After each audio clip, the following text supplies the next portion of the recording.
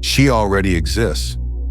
The version of you who has moved through the fear, who has done the inner work, layer by patient layer, until the noise finally quieted enough to hear the signal beneath, who woke up one ordinary morning and felt, not performed, not constructed, but genuinely felt, at home in herself, in her life, in the specific, unrepeatable frequency of her own existence.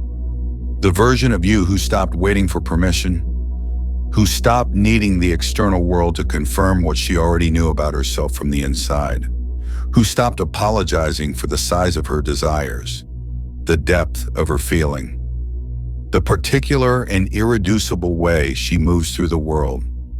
The version of you who loves well, not from scarcity, not from the desperate wanting of a self that needs love to complete it, but from the fullness of a being who is already whole, offering what is already abundant, who creates from that same fullness, who gives without depletion, who receives without guilt, who looks in the mirror not in the searching, assessing way of someone trying to determine if they are enough, but with the simple, quiet, almost ordinary recognition of someone who knows who they are.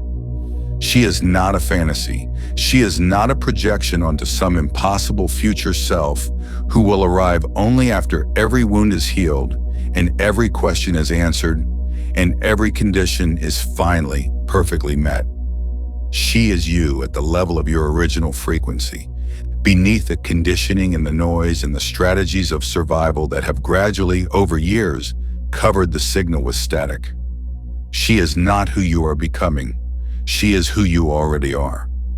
And the work, all the work, everything we have explored together in this space across every conversation, it was never about building her.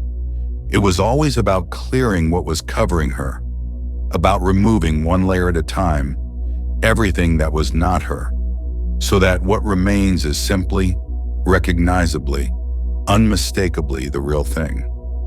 Today we are going to meet her directly, personally, not as a concept, not as a distant aspiration, but as the living, breathing, already present reality of who you most fully are. Settle in. This one is for you. Most people experience their relationship to their best self as a gap, a distance between who they are right now. On this particular morning, in this particular body, with this particular history, and these particular habits, and these particular unresolved wounds, in the version of themselves they most want to be. That gap has a specific feeling. You know it. It is the particular weight of the not yet, the persistent low-grade awareness of the distance between the self you inhabit and the self you are reaching toward. Sometimes it is motivating. It drives the growth, the reaching, the continuous project of becoming. But more often, and for most people most of the time, it is simply heavy, simply the constant backdrop of insufficiency against which the ordinary moments of a life are played out.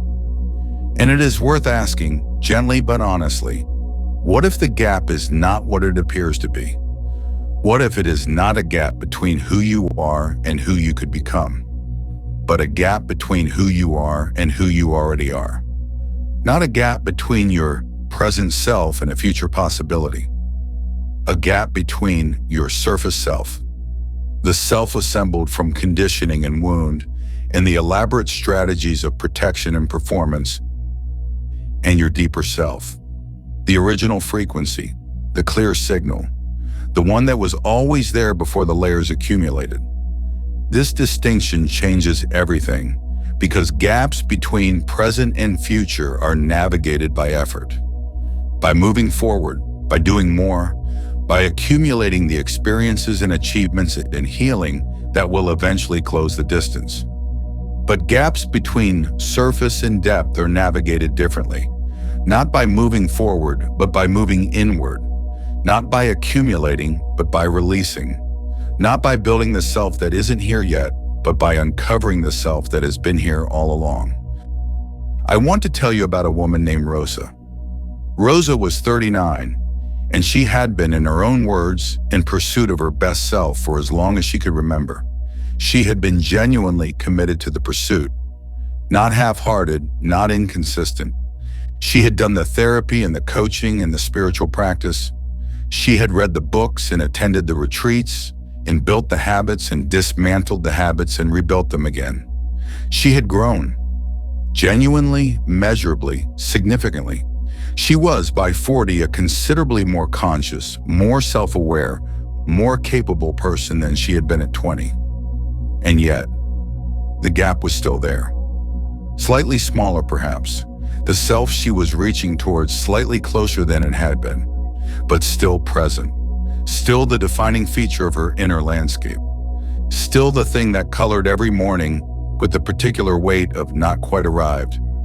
She came to understand eventually that the gap would never close through pursuit, not because the destination didn't exist, it did, but because the method of pursuit was built on the fundamental premise that the destination was ahead, that the best self was a future achievement, and that premise, installed deeply in her system, was ensuring that no amount of forward movement ever arrived. You cannot arrive at something you have structurally defined as ahead of you.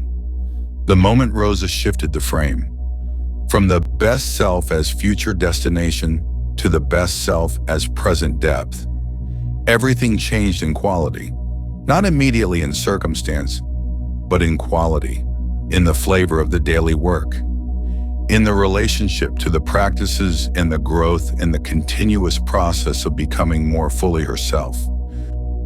Because the work was no longer trying to get somewhere.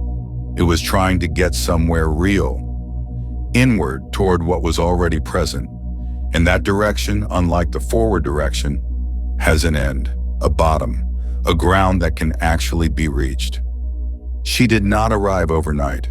The layers are real and they take time.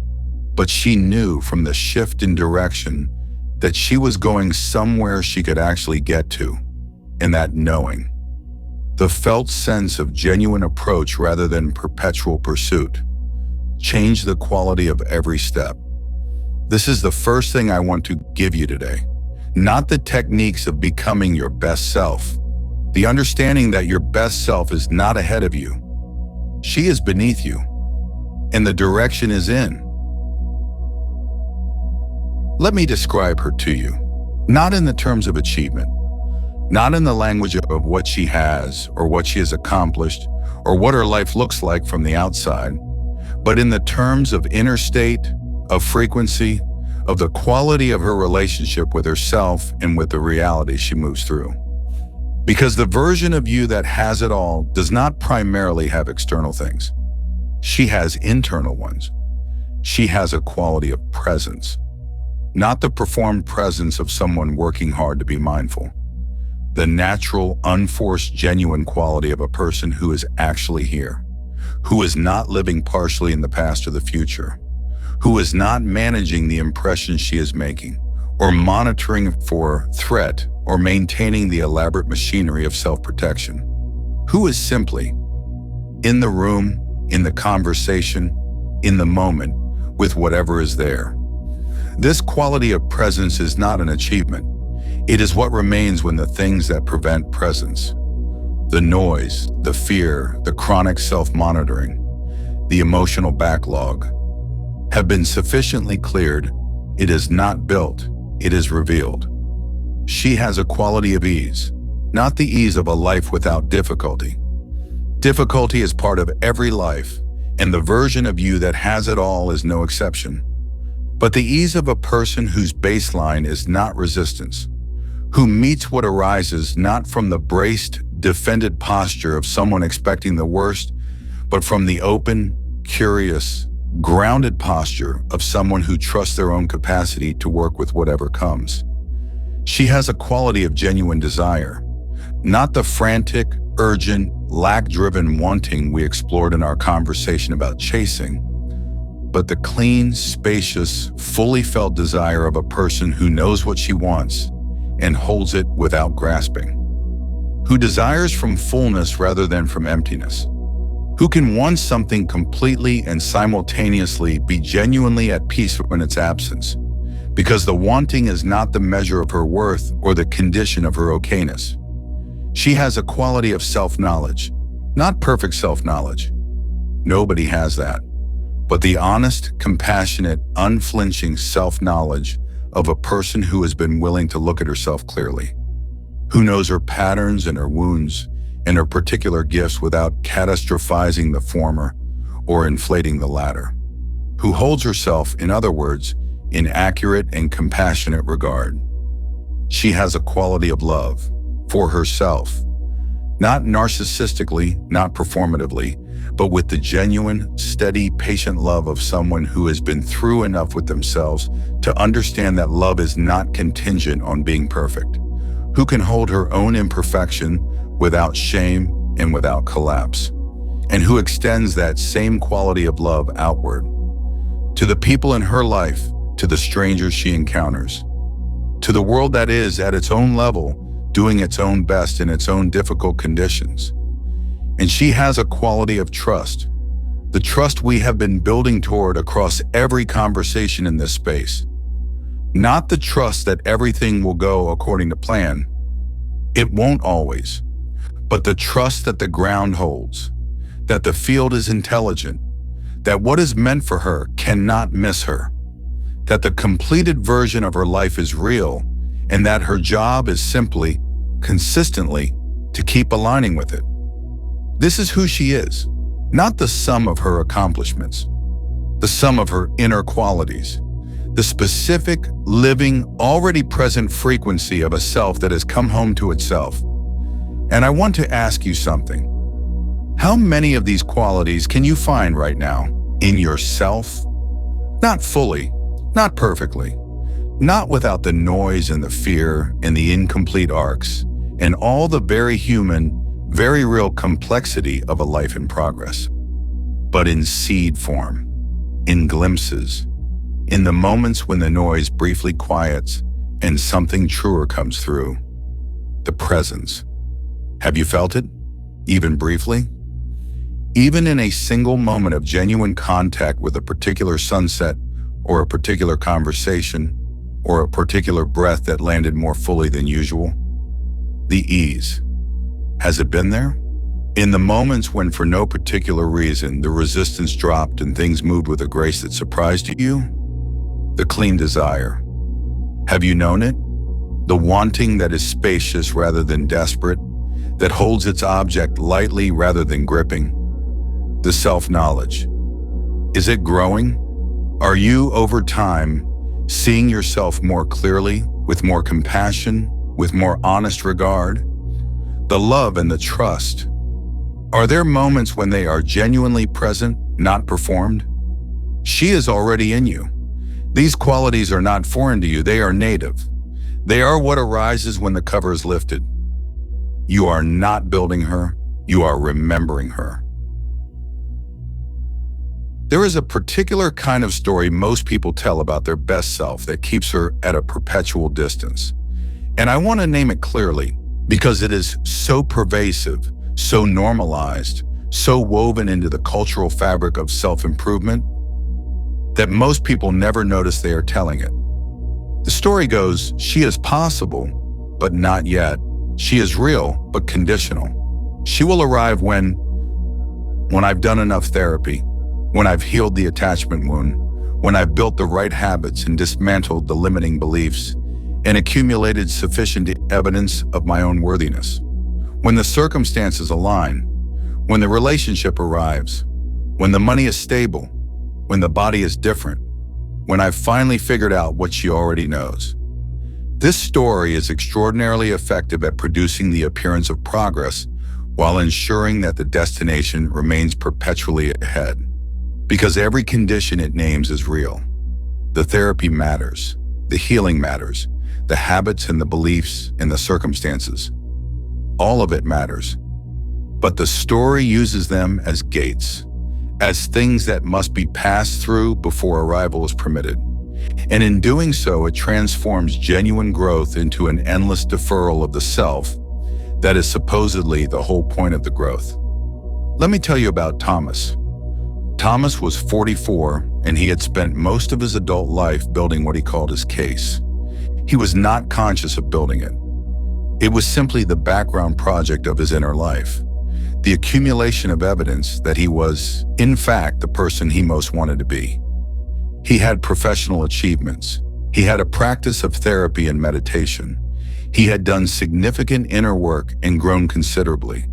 He had, by any external measure, built an impressive case. But the case was never complete.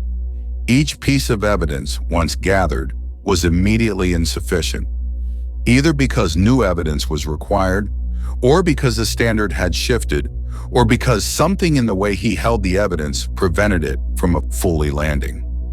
He did not trust himself, not because he was untrustworthy, but because trust, genuine, inner, non-contingent self-trust, was not something that could be built from external evidence. It was not a conclusion that could be reached at the end of a sufficient accumulation of proof. It was, as he eventually discovered, a choice. Not the wishful, affirmation-flavored choice of deciding to feel something you don't feel. A deeper choice. The choice to stop waiting for enough evidence and to relate to himself right now as the person he was building the evidence to prove he was. Not because he had arrived. Because the waiting for arrival was itself the obstacle to arrival. Thomas made the choice on a Tuesday afternoon with no particular fanfare. He was sitting in his car before going into a meeting he was dreading.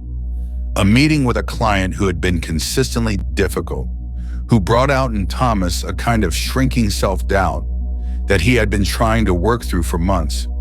And instead of reviewing his case, instead of reminding himself of the evidence for his competence, he simply decided to go into the meeting as the version of himself who didn't need to review the case, the one who already knew. It was awkward, it was imperfect. The meeting went adequately rather than brilliantly. But something was different in the quality of how he moved through it. And then the next meeting was slightly different again, and the meeting after that. Not because he had changed, because he had stopped waiting to change before showing up as the self he was becoming. This is the practice at its most direct, not waiting for the conditions to confirm the self, showing up as the self and letting the conditions follow. I want to tell you about another kind of story that keeps her at a distance, more subtle than the conditional story, and in many ways more damaging. The comparative story. This is the story that knows intellectually that comparison is a trap and tells it anyway. The story that cannot quite believe in its own version of the best self without reference to someone else's. That measures the worth of its desires and its growth and its specific frequency against the lives of others. Usually the others who seem, from the edited highlight of their public presentation, to have already arrived. Mei was 32 and she was genuinely talented in her field. Her work was excellent. Her peers said so. Her audience, when she shared it, responded in ways that were unambiguous. The work was good, but Mei could not receive this. Not because she was incapable of pleasure, but because her attention was perpetually calibrated to the comparative distance between herself and others. Not the worst case others, the best case. The ones who had more followers, more recognition, more apparent ease with the exact things she was struggling through. The ones who seemed, from the outside, to have already become the version she was working toward. And against that measuring stick, her own genuinely good work always fell short, not in quality. She could see the quality when she was honest, in arrival, in the specific, comparative, not yet there-ness of someone who has made progress, but not enough progress, measured not against her own growth, but against someone else's destination. The shift for Mei came through a practice that was, at first, almost impossibly difficult. She stopped looking, not permanently. She did not disconnect from her field or pretend other people's work didn't exist, but she created a protected period of 6 weeks in which she deliberately, consistently turned her attention away from the comparison and toward her own work in complete isolation from external reference. She described those 6 weeks as disorienting and then revelatory. Disorienting because the comparison had become so habitual that its absence left a strange silence, an emptiness she didn't quite know how to fill. And revelatory because in that silence, she began to hear something she had been drowning out, her own voice. Not the voice that was trying to sound like the people she admired, not the voice that was making work designed to travel the same trajectory as the work she was comparing herself to. Her actual voice. The specific, idiosyncratic, genuinely hers frequency that had been present in her work from the beginning, but had been obscured by the effort to be someone else's version of arrived. That voice, when she found it, when she cleared the comparison noise long enough to hear it, produced work that was different in quality from everything she had made before. More specific, more honest, more alive with the particular frequency of her own completed self, unmediated by the filter of who she thought she should sound like. This is what the comparative story costs. Not just well-being, not just peace of mind, the actual, irreplaceable, completely yours frequency of your own creative and personal expression. Nobody else can be you, and the world does not need another version of someone else. It needs the version of you that only you can be. Specific, original, uncompromised by comparison. She is already there, beneath the comparison, beneath the measurement, waiting for the silence that makes her audible. Let's talk about how to actually close the distance. Not through effort or evidence or the accumulation of proof, but through the specific, daily embodied practice of becoming her, of choosing her moment by moment in the ordinary texture of an ordinary life. Because the shift from surface self to deeper self, from the assembled, conditioned, performing self to the original, grounded, authentic frequency does not happen in a single dramatic moment of transformation. It happens in choices, small ones, repeated ones. The choices that feel, at first, like acting, like pretending to be someone you haven't yet earned the right to be.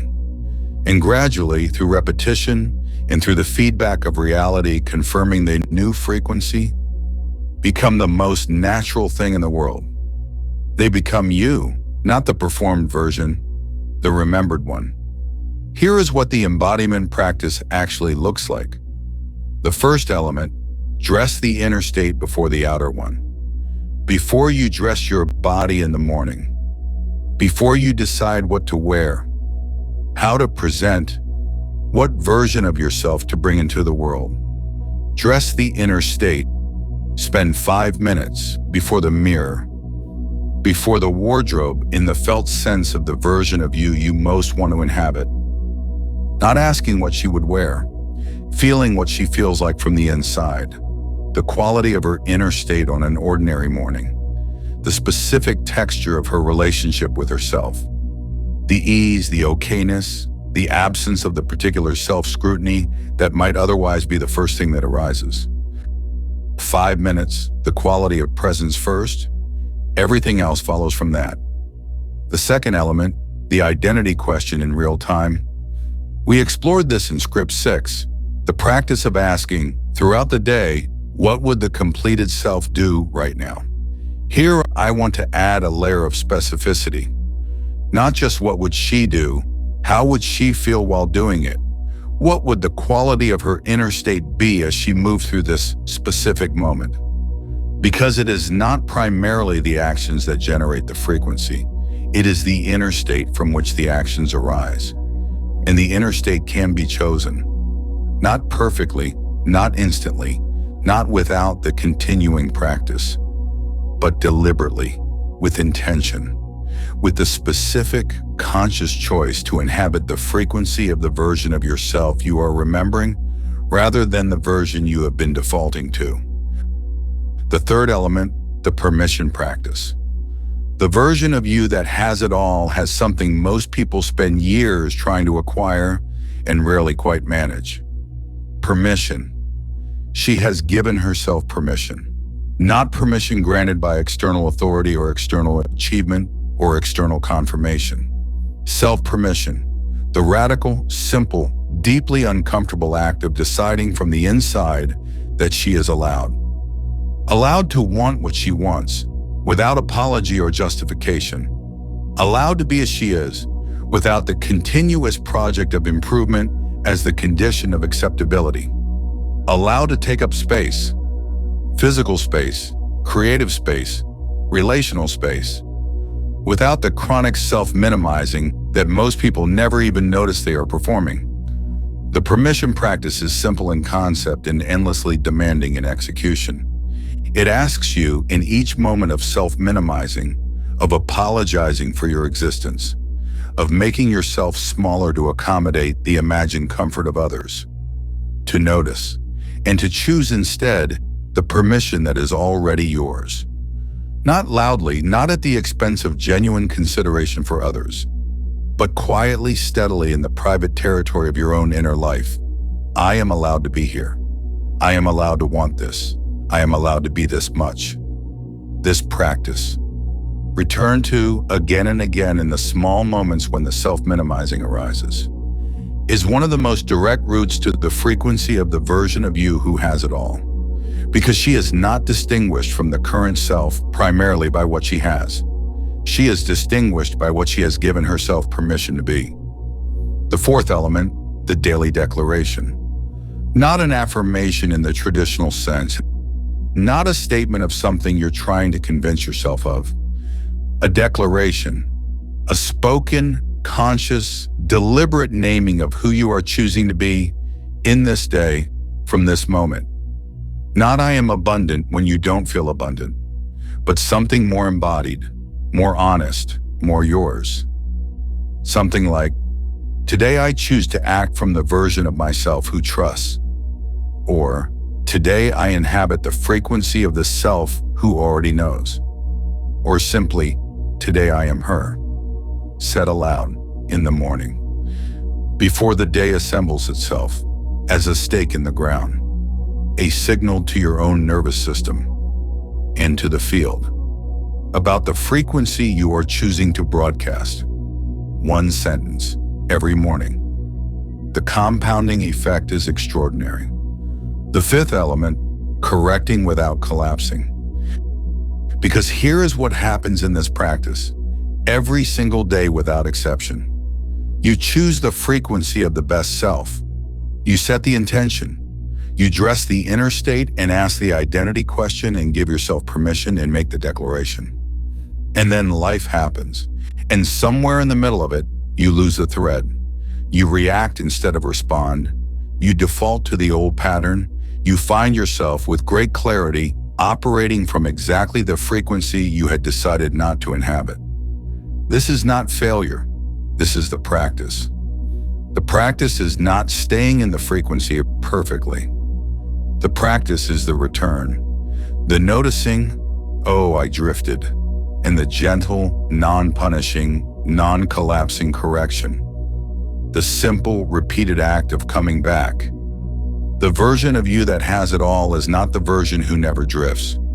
She is the version who has become so practiced at the return that the drifts are briefer, the distance from the ground is smaller, and the quality of the correction is so free of self-punishment that the returning is, itself, a practice of self-love.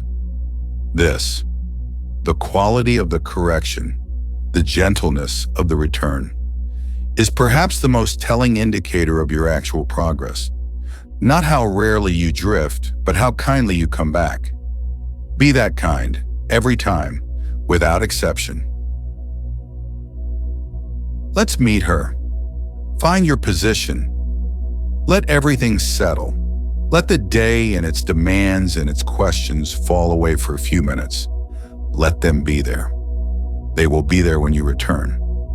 But let them not be here, in this space, in this moment. Take a breath and close your eyes. Begin by arriving in the body, the specific, real, physical presence of you here, now, in this chair, in this room. Feel the weight of it, the particular quality of being embodied, of having a body that carries you through the world, that breathes without being asked, that holds everything you are and everything you have been through. Bring a little warmth to that body, a little gratitude, not performed, just a whisper of acknowledgement. Thank you for being here. Thank you for carrying me. Now, very gently, I want you to imagine that you are looking at yourself, not in a critical way, not in the assessing, evaluating way of the mirror that most people carry inside, but with the quality of gaze of someone who loves you completely and sees you clearly. What do they see? They see someone who has been through things, who carries the marks of a life genuinely lived. Not just the successes, but the difficulties, the losses, the moments of genuine courage in the face of genuine uncertainty. They see someone who is still here, who kept going, who got up after every fall and sometimes gracefully and sometimes ungracefully, kept moving in the direction of more. They see someone who wants, genuinely, deeply with the full weight of a real human heart, to be more fully themselves, to live more fully, to love more fully, to create more fully, to receive more fully. And they see beneath all of this, beneath the marks and the history and the ongoing work, the original frequency, the clear signal, the one that was there before any of this began, that will be there when all of it resolves. Now, from this place of being seen, of being genuinely, lovingly witnessed, I want you to let the other version step forward, not from the future, from the depth, from beneath the layers that the journey has accumulated. Let her be present, not dramatically, not with a flood of certainty or a sudden sense of having arrived, just a quality of presence, a slight settling, the particular feeling of being for a moment more fully yourself than usual. Feel the quality of her, the ease she carries, the way she inhabits her body without apology, the quality of her gaze, toward herself, toward the world. That is curious rather than guarded, open rather than defended. Feel the way she holds her desires, lightly, cleanly, without the desperate quality of someone who needs them to survive. Feel her trust in herself, in the field, in the intelligence of a life that is, underneath its apparent randomness, moving in the direction it needs to move. And now, from this place of her presence, of her frequency being tangible in your awareness, I want you to notice something. She is not performing any of this. She is not working to feel at ease. The ease is simply what remains when the effort to be otherwise has been released. She is not working to trust. The trust is what is revealed when the fear that was covering it has been felt and metabolized and allowed to complete. She is not an achievement. She is a revelation. She is you, not the version you are working toward, the version you are at the level of your original nature already. Stay with her for a moment, not trying to hold on, not gripping, just resting in the quality of her, letting it be what it is, letting it register in the body, in the nervous system, as a genuine felt experience rather than just a concept. And before you return, let yourself receive one thing from her, one quality, one word, or one feeling, or one simple knowing that she carries and that you are ready today to carry too. Let it arise. Don't force it. Just, what does she want to give you? Receive it. Let it land. Let it be real. Take a breath. And when you're ready, slowly with care, carrying what she gave you back with you. Return. Welcome back. Let me describe practically and specifically what happens in your external life when you begin to show up as this version of yourself with increasing consistency. Because the field responds, always, precisely, without exception. And the field's response to the frequency of the fully embodied self is markedly different from its response to the frequency of the self that is still waiting for permission to be her. The first thing that changes is the quality of your relationships.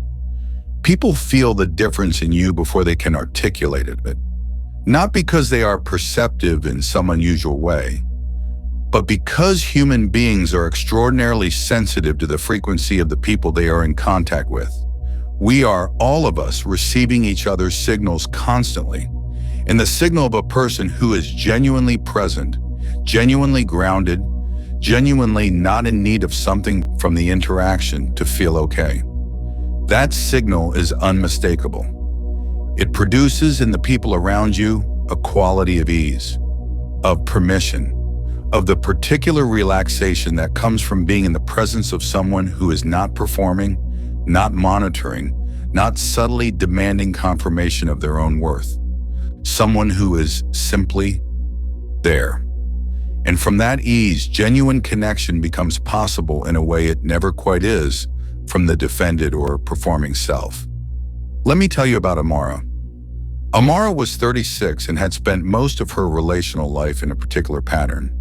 She was generous, warm, highly attuned to others, qualities that made her a beloved friend and colleague. But beneath the generosity and the warmth was a quality of need, not visible need, managed, contained, kept carefully below the surface, but present, the subtle, persistent need for the relationship to confirm her worth, to tell her, through its continuance and its quality and the frequency with which people chose her, that she was enough. This need, invisible as it was, shaped the relationships in specific ways. It produced a particular quality of overgiving, of saying yes when she meant no, of managing her own genuine reactions to keep the relational temperature comfortable. And it produced in the people around her an equally subtle sense of something required of them, a performance of appreciation and reassurance that was never explicitly requested, but was somehow always necessary. The relationships were real, the love was real, but they were being conducted on Amara's side from a frequency of conditional worthiness, and they had, as a result, a particular ceiling, a level of genuine depth and genuine reciprocity that they never quite exceeded. The shift came through the embodiment work we are exploring today, through the gradual, consistent practice of showing up from the version of herself who did not need the relationship to confirm her worth, who was, already from the inside, enough, who could give from genuine generosity rather than from the management of the need, who could receive care without the guilt of the person who believes they must earn what they are given. The quality of her relationships changed with a speed that surprised her, not because the people changed.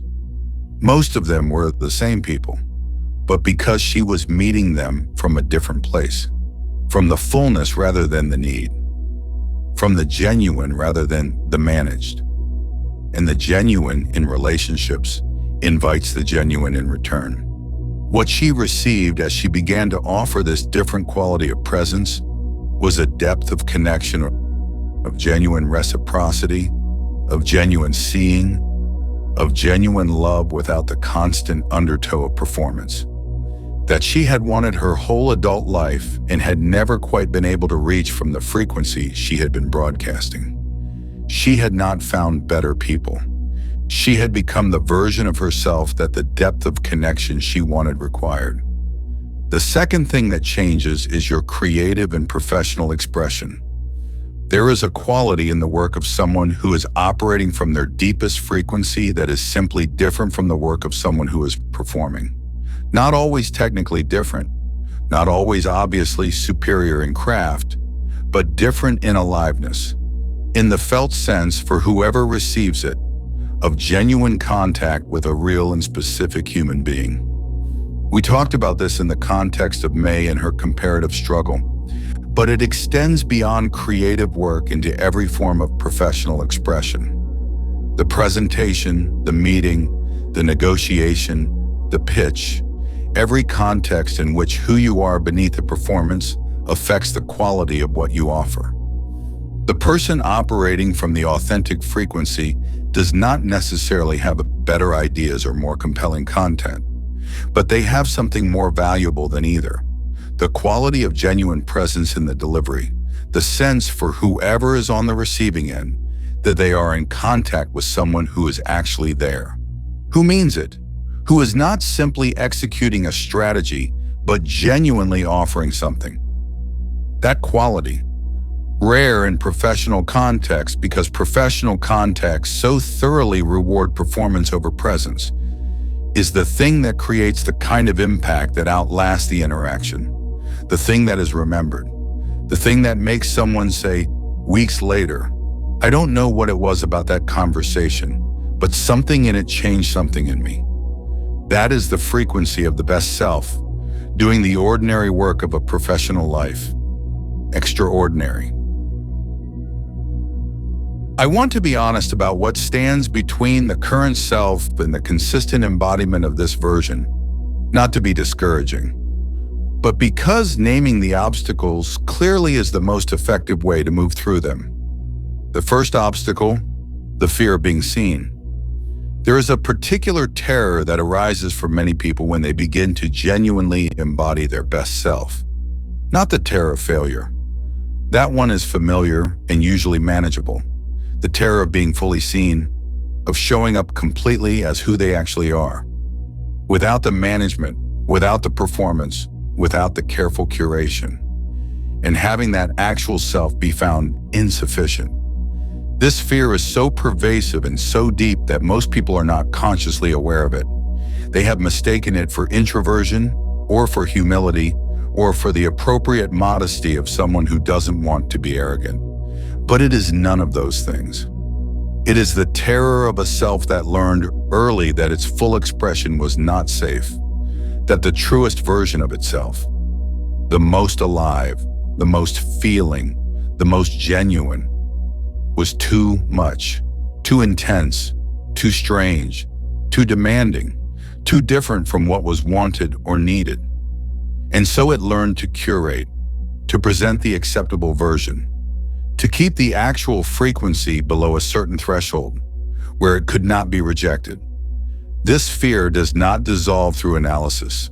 It dissolves through the repeated, accumulated experience of being seen and found not only sufficient, but extraordinary, through the gradual building of evidence, not for external consumption, but for the nervous system's own learning, that the genuine self is not only survivable in the world, but welcome. The practice is exposure, small, consistent, safe exposure, the choice in one small context after another to let a little more of the genuine through, to say the thing that is actually true rather than the thing that is strategically safe, to offer the work that is genuinely yours rather than the work that you think will be received well, to be, in one specific moment, a little more fully here, and to notice, to genuinely register and receive the response, which is far more often than the fear expects, warmth, recognition, the particular quality of connection that only genuine contact produces. The second obstacle, the grief of having waited so long. When people begin to genuinely inhabit their best self, when the frequency of the original self begins to become accessible, when the layer's clear enough for the real thing to come through, there is often, mixed in with the relief and the aliveness, a quality of grief. The grief of all the years, of the time spent in the waiting room, in the gap, in the conditional deferral of the self that was there all along. The grief of the relationships that were conducted from behind the performance. The work that was filtered through the comparison. the mornings that were weighted with the particular heaviness of the not yet. This grief is real and it deserves to be felt, not wallowed in, not turned into a new form of self-criticism, a new story of all the ways you got it wrong, but genuinely felt as the appropriate emotional response to the recognition of what was possible and what was not quite received. Because on the other side of that grief, metabolized, completed, allowed to move through, is something extraordinary.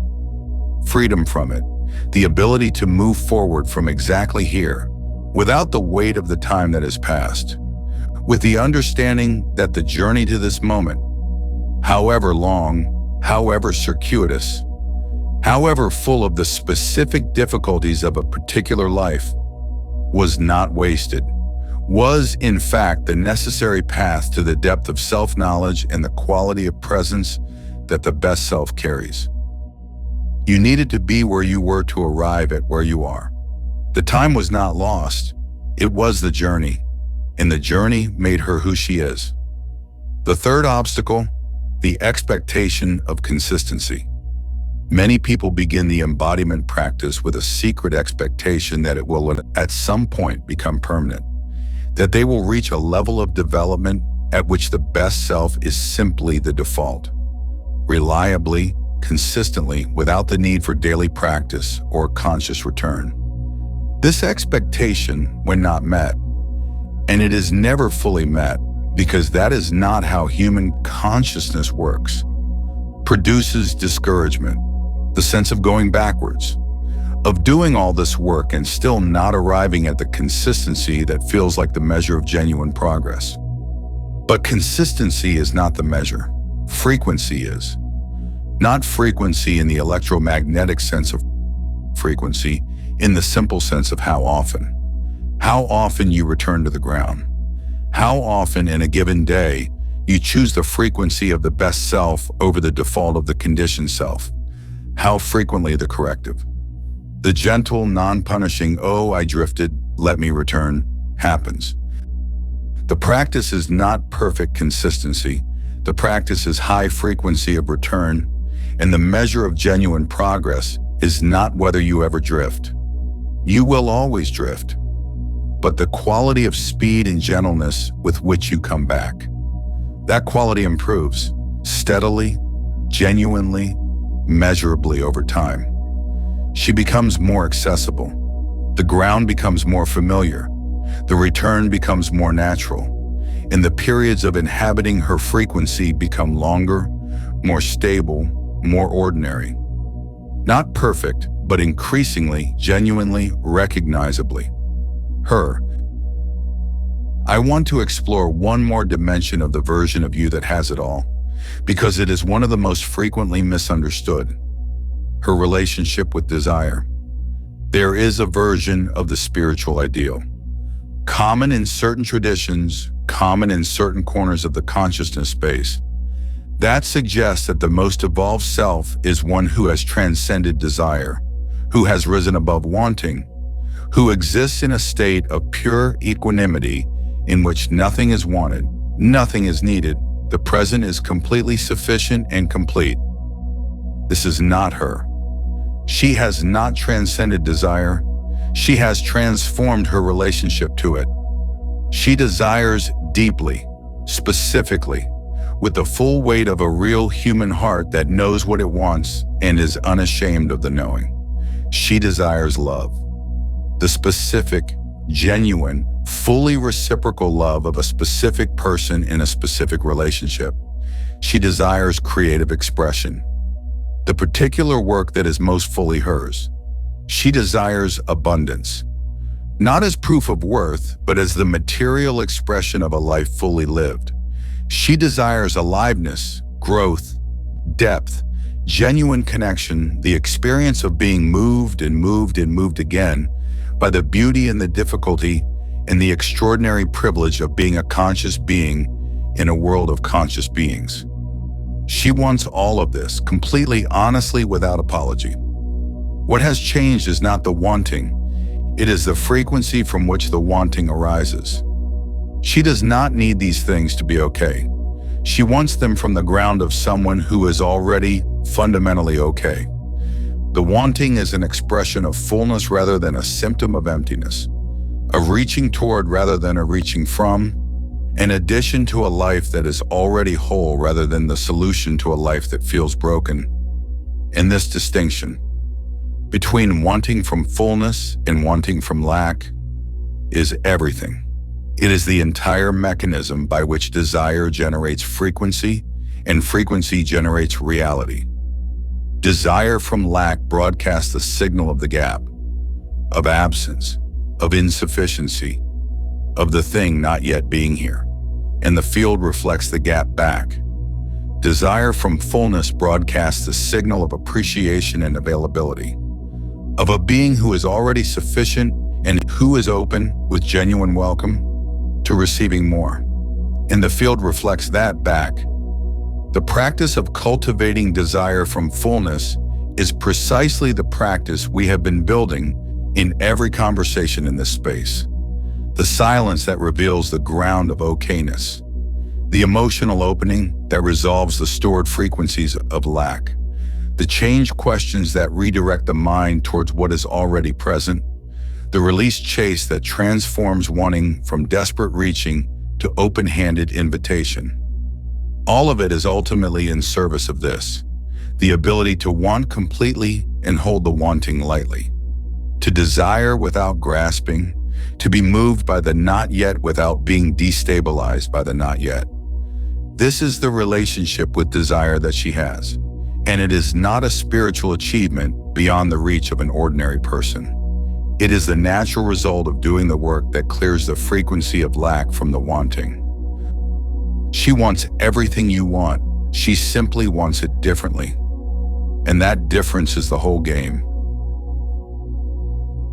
Let me bring everything together into a single, integrated daily practice.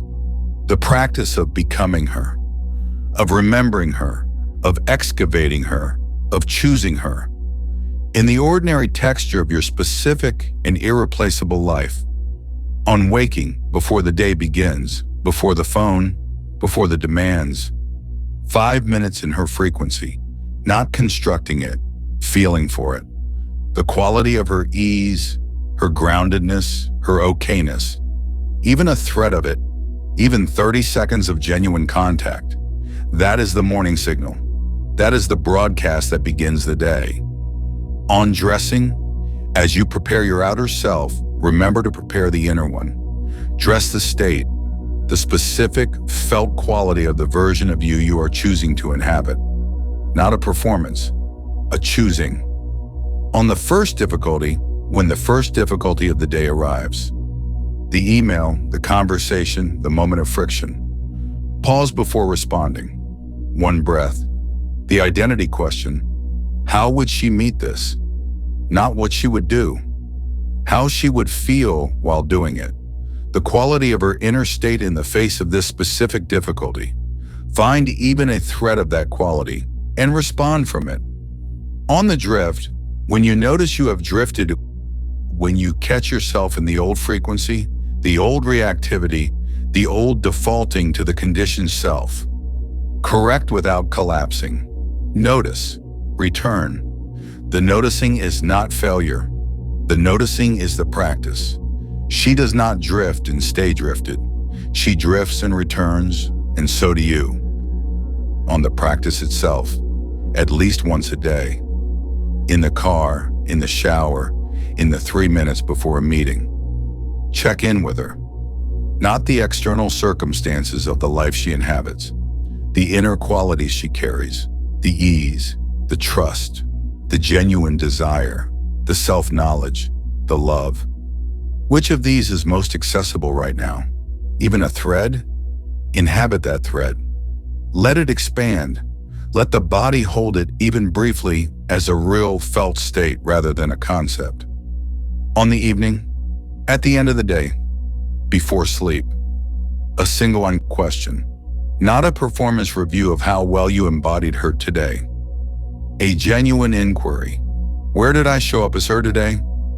Even one moment, even one small choice from the ground rather than the gap.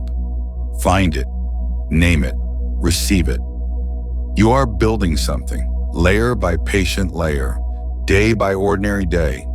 The accumulation of small, genuine, consistent choices in the direction of the version of you that already exists. At the level of the field, complete and whole and real. She is not waiting at the end of the journey. She is what the journey is clearing the path to. She is what the silence reveals, what the open door releases, what the changed questions find, what the released chase makes available, what the completed future confirms. She is you, already, beneath everything. And you are right now, in this moment, remembering your way back to her. She is real. I want you to carry that, not as a hope, not as an aspiration, not as the destination of a journey that has no end. As a fact, the version of you that has it all. The ease and the trust and the clean desire and the genuine love and the creative fullness and the quality of presence that makes every room warmer. She is not a fantasy you invented to get yourself through the difficult years. She is the deepest truth of who you actually are. She is not made of achievements. She is not assembled from external confirmations. She does not arrive when the circumstances align or the healing completes or the evidence is finally sufficient. She is already there, in the silence beneath the noise, in the depth beneath the surface, in the original frequency of a being who came into this world whole and has been gradually, patiently, sometimes painfully making her way back to that wholeness through every experience this particular life has offered. Every moment of genuine growth you have ever known was a moment of remembering her. Every genuine connection, every creative act, every time something in you said, yes, this is it, this is real, that was her, coming through in the gaps between the performance, in the moments when the defense was briefly down and the real signal came through. She is not waiting for you to be better. She is waiting for you to be willing to be less defended, less managed, less curated, more here, just here, in the warmth and the imperfection and the extraordinary, ordinary aliveness of a specific person in a specific life that is, right now, already enough. If these conversations are doing what I hope they're doing, if something across this series is genuinely shifting, deepening, clearing the path to the version of you that has always been waiting to be found, I want to warmly invite you to stay with this space. Subscribe if you haven't. The next conversation is waiting, and it goes deeper still. The subscribe button is just below. One click, and this keeps finding you. Leave her name in the comments, not her actual name. The quality she carries, the word that names the version of you that is real and waiting. That word is your signal. Your signal is your beginning. I'll see you in the next one. With so much love for the version of you who is already, always completely real.